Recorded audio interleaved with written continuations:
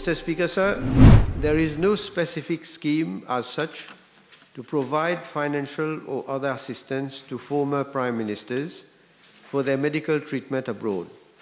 Such requests are considered on an ad hoc basis.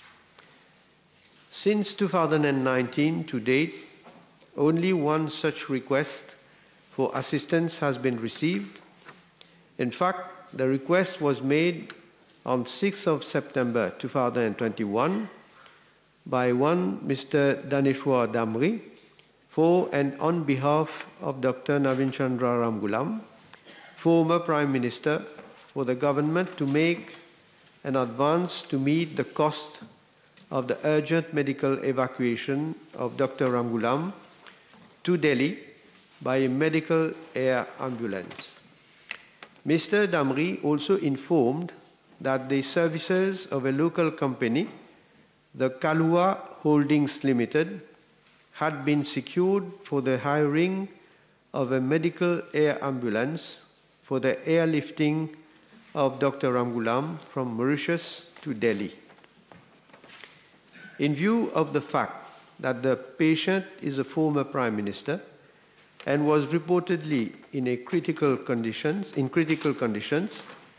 the request was acceded to and arrangements were immediately made for payment by the State Bank of Mauritius Limited through Kalua Holdings Limited for the medical evacuation exercise.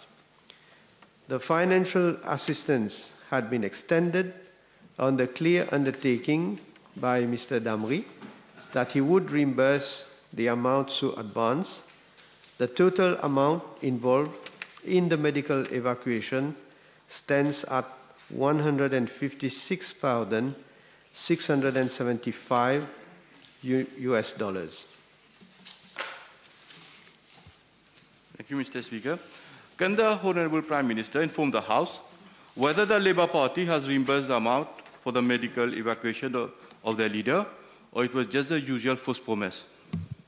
Well, I must say, to date, the Labour Party has not yet reimbursed the amount, despite, in fact, I must say, several meetings and several reminders that have been sent.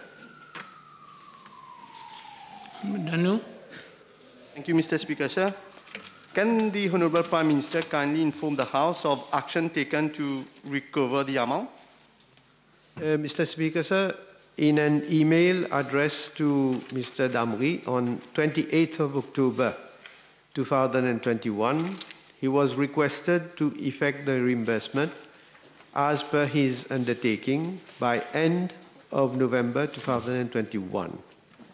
A reminder was sent to Mr. Damri on 10th of December 2021 with a renewed request to reimburse the amount by 15th of December 2021.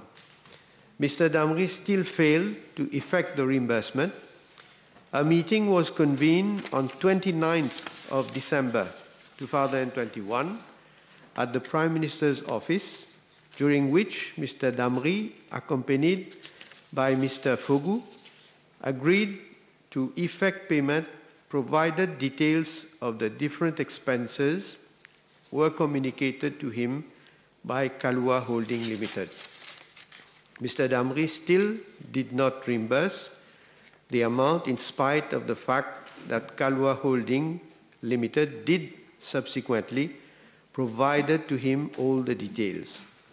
A second meeting was convened by the Secretary to Cabinet and Head of Civil Service on 2nd of March 2022, during which Mr. Damri, who was again accompanied by Mr. S. Fogu, reiterated his agreement to effect the reimbursement within a week after agreeing with Kalua Holding Limited and the State Bank of Mauritius Limited on the exact amount to be refunded.